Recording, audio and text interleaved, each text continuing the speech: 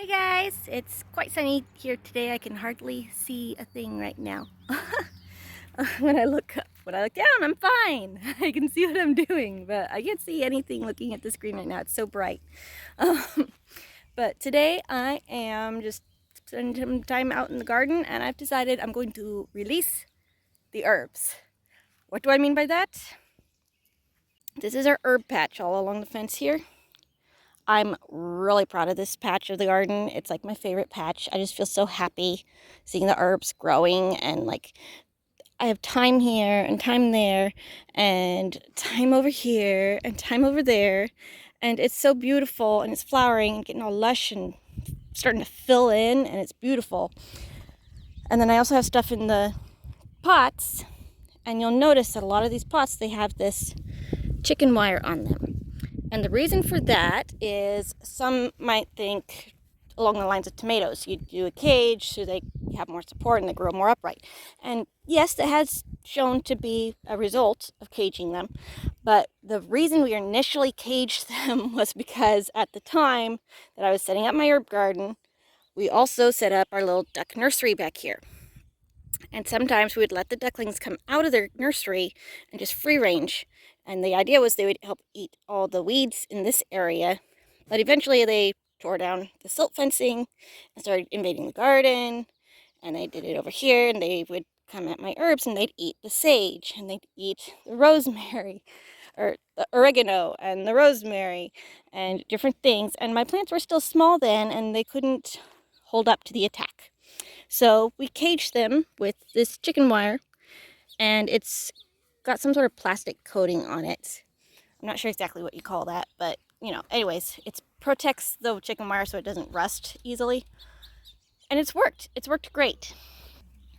But now my plants are well established. They're big. We do not allow the ducklings to just free range willy-nilly anymore because they cause damage when they're allowed to do that. Ducks can be very beneficial in your garden, but they need supervision because as soon as they find out what the boundaries are and that they can get over those boundaries, you're in trouble. And they're going to eat all your lettuce and all your celery and all your Brussels sprouts. And pretty much the only thing they won't eat are your nightshades. They won't touch the potatoes or the tomatoes or the eggplant, but they'll touch everything else, including your herbs. And so we're not doing that anymore. They get supervised time out of their pen, and that is it. But anyway, so today I am removing the cages on our herbs because they are so big and beautiful, and they need to be allowed to branch out a little bit. Here, I already did this one. I tried just pulling the cage off, but it was too deep in the soil, which we did that on purpose so that the ducks couldn't just pull it off. So I ended up just cutting right below, just below the soil here. Like you can see here, there's a little bit of chicken wire right there. And it's because there's still some in there, but it's just right around the edge, so it's not going to hurt the plant to have it there. I've pulled off a bunch of stuff off the top of my rosemary so I can dry it. And I'm going to trim this up a little bit more now that I've taken the cage off. Over here is all this stuff I pulled off of it. It's so beautiful and big, and it's like, yeah, like from my elbow to the tip of my hand, it's still longer, each of these sections that I took off, and it was just topping it. And I'm going to take off a little bit more, and then I'll be able to just take all the leaves off and work on drying them out. And it's going to be really cool. And I'll be able to use them in all my cooking. It'll be great. And it just smells so heavenly. I love rosemary. It has the most divine smell. It's like, it's warm and happy and calming and soothing all in the same go, all in the same breath. It's a very grounding scent, I find. And I just love it. I love trimming it. I love cooking with it. I love just working with it, period. Just because I love the smell and how it makes my body feel. It's wonderful. And now I'm going to free some more herbs. I will do the lavandula. Got my gloves on. Got my wire cutters. can't see anything when I'm recording, for real. All right.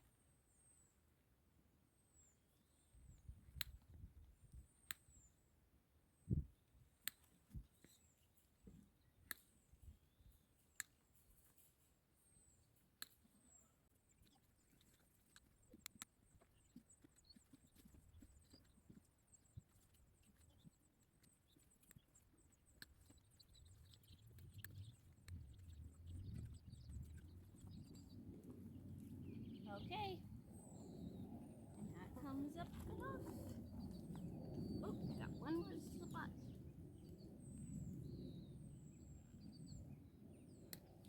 Ta-da! Yay!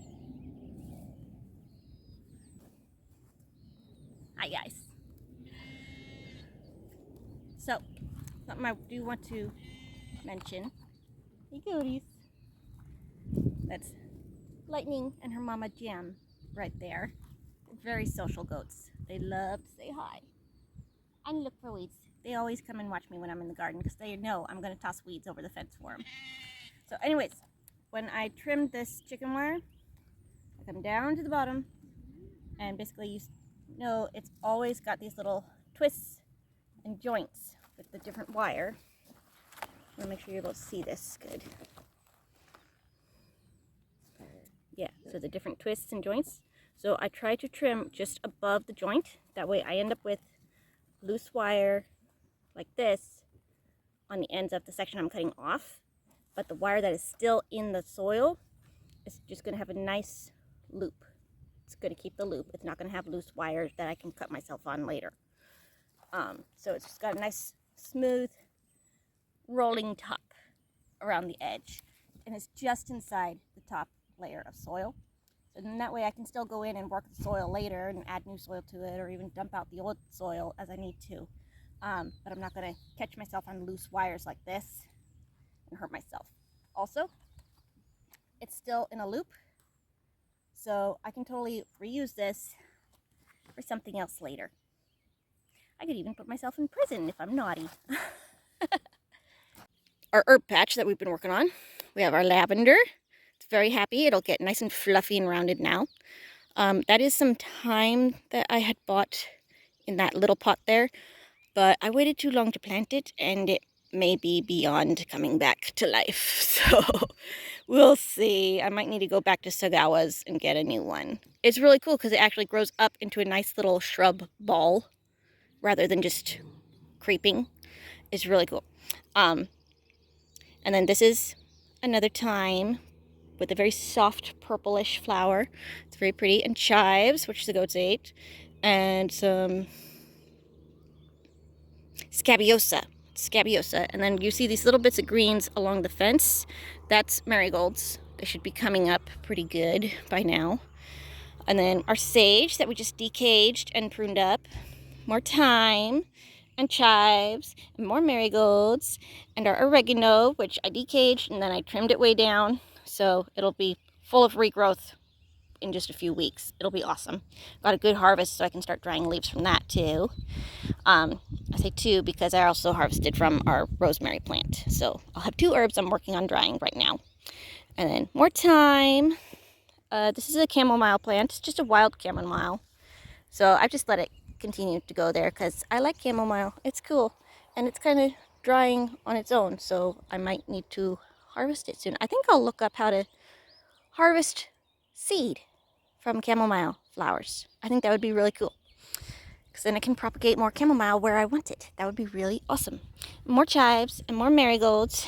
And yeah, a goat ate the top of my pea plant that was climbing. Not happy about that. And more marigolds. And a rosemary, which got decaged and pruned up a bunch. So it's a little messy right now, but it'll fill in really nice now that it's been decaged. And more thyme. See how fluffy and bushy that is. I love this stuff. It's like if we ever do get to move, I'm going to be growing thyme in all my flower beds just because it's so beautiful and it does feed all the pollinators and it's so fun and happy and it's so easy. And it's very drought tolerant too, which is nice. And it's frost hardy. This stuff, I've been growing this stuff in the same patches for a couple years now, and it's just continued to grow and thrive. It's awesome. More chives, more little marigolds coming up, more scabiosa. I did have a verbena here, and it dried out, and I think it's probably gone forever. I'll need to get a new one when I have some money to go to Sagawa's again. It's sad. And here's the fennel. I got a bunch of fennel seed from my mom this year. So I did it in a pot because she warned me it does spread like crazy. So I did it in a pot. Figured that'd be safe. And it's so pretty and it smells amazing. I love the smell of fennel. It's so refreshing. And that's another one of those sad little thyme plants that grows into a little bush. Yeah, I'm sad about that. And more marigolds back there. And then we have the whole rest of the garden, which is a bit of a mess. I've dug up the soil all the way around our corn patch and got all the weeds taken out of there. I've weeded all through here really good. I weeded... Yeah, this is all clear of weeds. This is clear of weeds here. And I did this path to the center point. And I did between the beds here and here. So, making progress. But I still have to do the other side of this bed. And the whole walkway in the middle. And over there. And all around these beds. And this main area here. It's like, I don't really worry too much about over there. The only stuff over there is I do have some rows where I planted marigolds and calendula along the fence line back there. And I just need to make sure that the weeds stay clear of that so that they're not robbing nutrients from our flowers that I want growing. And since we're out here, I figured you guys might like to see some little ducklings. They're so cute.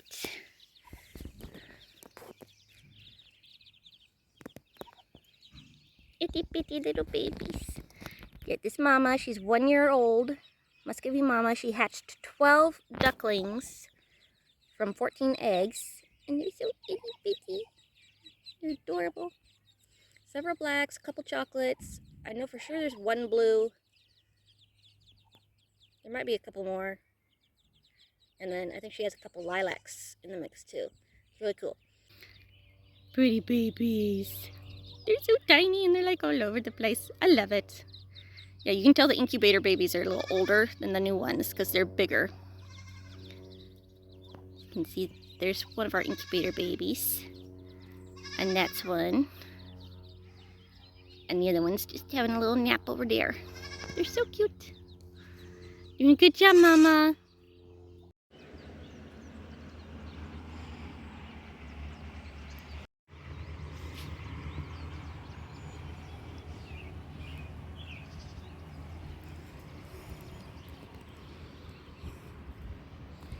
Oregano and rosemary. Absolutely beautiful and they smell fantastic.